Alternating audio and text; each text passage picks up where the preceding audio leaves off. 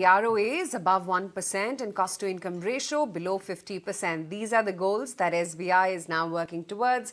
Here's an excerpt of an exclusive chat coming up tomorrow with Chairman Dinesh Kumar Khara. Situation, it appears to be a long pause. So if at all it's a long pause, then perhaps the interest rate regime will remain more or less stable. So hopefully we should, as a commercial lender, the way I look at it is that it will probably give me an opportunity to maintain the NIMs and to improve it wherever there is elbow room available for increasing the MCLR, etc. But the fact remains that we have to be very, very mindful in terms of the quality of assets, and that is something which also means that the good quality assets are looking at the best of the price too. So I think perhaps a bank like us will have that kind of ability, and it will certainly help us in ensuring that we improve upon the NIMs which we already have as on 31st of March, and that will be our serious and honest endeavor too.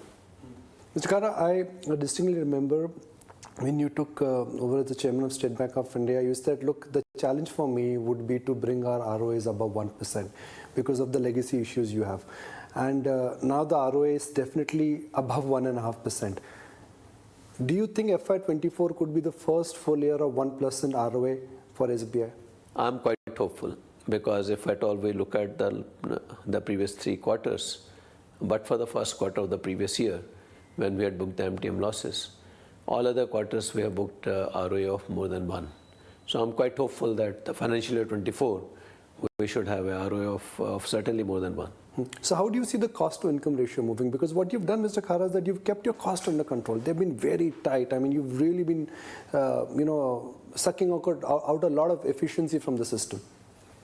That continues to be the focus. So hopefully it will help us in bringing down the cost-to-income ratio to below 50, which is our goal.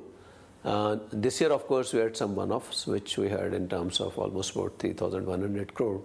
We have provided, and that is out of that about 2,500 crore was on account of the wage revision, which has got due as from November 2022. So we have already provided for that. So, and apart from that, we have also provided for the PLI, which we paid on the increase in the operating profit of more than 10%. So that we had provided for. So I think, to my mind, we have taken some initiatives. As you are aware that YONO is something which we introduced, and last year we succeeded in underwriting more than 1 trillion of the asset book only with the help of YONO. So that this kind of initiative actually reduces the cost quite a lot. And today we have got almost, in fact, more than 60 million users who are there on YONO, and more than 10 million users are actually logging in on a daily basis.